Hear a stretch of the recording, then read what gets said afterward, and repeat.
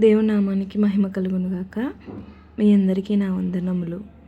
ఈరోజు దీని సువార్తలో చేసిన వంట ఏంటంటే వంకాయ పచ్చెనగపప్పు కర్రీ, ఇంకా మజ్జిగ చారు. వాళ్ళకి కర్రీతో పాటు ఇంకొకటి ఏదన్నా చారు పచ్చడి అలా ఉంటే చాలా ఇష్టపడతారు. అందుకే కర్రీతో పాటు ఇంకా ఏదైనా ఉండేలా చూసుకుంటాము. దేవుడు కృప చొప్పున ఈరోజు కూడా సహాయం చేయడానికి పక్కింటి పిన్ని వచ్చారు. సో త్వరగా వంటలు ముగిశాయి. చక్కగా ఎంతో రుచికరంగా వచ్చిన వారు అందరూ తృప్తిగా తిన్నారు. అలాగే వాళ్ళకి వాక్యం కూడా చెప్పడం జరిగింది. ఈ పరిచర్యను చూస్తున్న కొందరు కామెంట్స్లో చాలా సంతోషపడుతున్నారు. వాళ్ళ సంతోషాన్ని చూసి, వారి ప్రోత్సాహాన్ని చూసి మాకు మరింత బలం చేకూరుతుంది. మీరు సంతోషిస్తున్నప్పుడు, మీరు అలా ప్రోత్సహిస్తున్నప్పుడు ఇంకా చేయాలి అన్న ఒక మంచి ప్రశాంతమైన ఆలోచన మాలో పుడుతుంది. మరి మీ ప్రోత్సాహానికై నేను మీకు ప్రత్యేకమైన వందనాలు తెలియచేస్తున్నాను. ఇంకా ఈ పరిచర్యకు మీ ప్రార్థన సహకారం చాలా అవసరం. ఇంకా అనేక మంది దీనులు ఇక్కడ పాలు పంపులు తీసుకోవాలి. ఇంకా ఎక్కడెక్కడో ఉంటారు వాళ్ళందరికీ ఈ విషయం తెలియాలి. మా గ్రామంలో ఉన్న అనేక మంది వచ్చి రోజు తృప్తిగా భోజనం చేయాలి.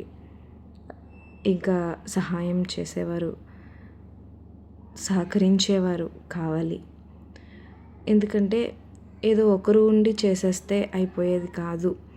మనకి ఇంకా ఎవరైనా పని విషయంలో సహాయం చేస్తే ఇంకా చక్కగా అవుతుంది కదండి. అందుకే సహాయకులు కూడా వచ్చేలా మీరు ప్రార్థన చేయండి. అలాగే మేము కూడా మీ కొరకు ప్రార్థన చేస్తాము. యూట్యూబ్ పట్టుకోగానే చాలా ఉంటాయి చూడ్డానికి, కానీ అవన్నీ కాకుండా మీరు దీనిలో పరిచర్యను చూస్తూ సంతోషిస్తున్నారంటే దేవుడు మీకు ఒక అందమైన మనస్సు ఇచ్చాడు. దాన్ని బట్టి దేవునికి స్తోత్రం. మీకు ఇచ్చిన హృదయం ఇంకా ఇంకా ఇంకా నూతనంగా వర్ధిల్లాలి. ప్రార్థన చేసుకుందాము.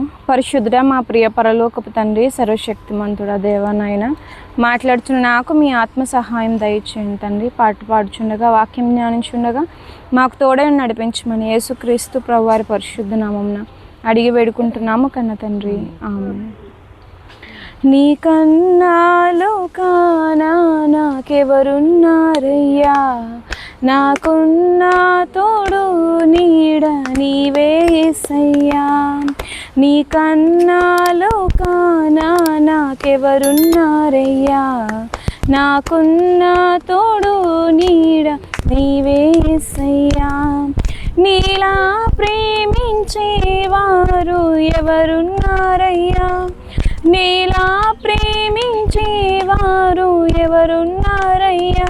ప్రాణం పెట్టిన దేవుడవు నీవే యేసయ్యా, ప్రాణం పెట్టిన దేవుడవు నీవే యేసయ్యా. దేవునికి స్తోత్రం. మహాగణుడా, సర్వశక్తిమంతుడా దేవా, నాయన మీ ప్రియులతో మాట్లాడుచుండగా మీ ఆత్మ సహాయం నాకు అనుగ్రహించి నన్ను నడిపించండి తండ్రి. సహాయం చేయమని నీ కృపలో జ్ఞాపకం చేసుకోమని దేవా, నాయన మీ కృపలో తండ్రి నాయన మమ్ములను తండ్రి నాయన వర్ధిల్లింప చేయమని యేసుక్రీస్తు ప్రభువారి పరిశుద్ధ నామమున అడిగి వేడుకుంటున్నాము కన్న తండ్రి, ఆమేన్. సామెతల గ్రంథము 29వ అధ్యాయము 5-6 వచనాలు చదువుకుందామండి. తన పొరుగు వానితో ఇచ్చికములాడువాడు వాని పట్టుకొనుటకు వలవేయువాడు.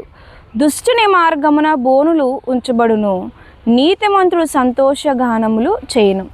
తన పొరుగు వానితో ఇచ్చికములాడివాడు అంటే చాలామంది ఇష్టంగా మాట్లాడుతూ ఉంటారు. ఇష్టంగా మాట్లాడే వాళ్ళందరిలో ప్రేమ ఉండదంట. వాళ్ళ రహస్యాలు లాక్కోవాలని అలా ప్రేమగా మాట్లాడతారంట. ఏమండి, అయితే ఇలా మోసపూరితంగా ప్రేమ చూపించే వాళ్ళు ఖచ్చితంగా బోన్లో పడతారంటండి. వాళ్ళు అనుకుంటారు నేను మంచిగా మాట్లాడి వాళ్ళ సంగతులన్నీ తెలుసుకుని వాళ్ళ గురించి అందరికీ చెప్పేయాలనుకుంటారేమో. కానీ దేవుడు ఏం చెప్తున్నాడంటే అలా దొంగ ప్రేమ చూపిస్తే, దొంగ మాటలు మాట్లాడితే ఏమండి లేనిది నటిస్తే, లేని ప్రేమ నటిస్తే వాళ్ళే బోన్లో చిక్కుకుంటారంటండి. పైగా నీతిమంతుడు ఎప్పుడు చెడిపోడంట. నీతిమంతుడు ఎప్పుడు చెడిపోడు. మనసులో ఏముందో నోటితో అదే మాట్లాడే వాళ్ళు ఎప్పుడు సంతోషంగానే ఉంటారు. మనసులో ఒకటి పెట్టుకుని పైకి ఒకటి మాట్లాడే వాళ్ళు మాత్రం చిక్కుబడతారు అని వాక్యం చెప్తుంది. ఎంత మంచి వాక్యం, ఉన్నది ఉన్నట్టు మాట్లాడుతుంది. మనుషులు అనుకుంటారు, నేను భలే నటిస్తున్నాను కదా, నన్ను అందరు నమ్ముతున్నారు, నాకేంటిలే అనుకుంటారు. కానీ నీ నటన ఎవరు చూస్తున్నారు? దేవుడు చూస్తున్నారు. అదవుతుందా? చాలామంది అనుకుంటారు, నేను మోసపోతున్నాను, నేను చాలా మంచిగా ఉన్నాను కదా, నేను ఎంత మంచిగా ఉన్నా సరే నన్ను ఎందుకు మోసం చేస్తున్నారు, మంచిగా ఉండకూడదేమో, ఈ జనాలకి చెడుగానే ఉండాలేమో అనుకుంటారు. కానీ దేవుడు ఏమంటున్నాడంటే, నువ్వు మంచిగానే ఉండు, నువ్వు మంచిగానే ఉండు. నువ్వు ఎన్నిసార్లు మోసపోయినా, నేను ఎంతమంది మోసం చేసినా, నువ్వు నీతివంతుడువు కాబట్టి నువ్వెప్పుడు సంతోషంగా ఉంటావు. ప్రస్తుతానికి కష్టాలు అనుభవించవచ్చు, నీతిగా ఉండి మంచిగా ఉండి ఉన్నది ఉన్నట్టు మాట్లాడి ప్రస్తుతానికి కష్టం అనుభవించవచ్చు. కానీ దేవుడు అంటున్నాడు, నువ్వు ఎప్పటికీ కూడా పూర్తిగా కష్టాల పాలైపోవు, సంతోషంగా ఉంటావు.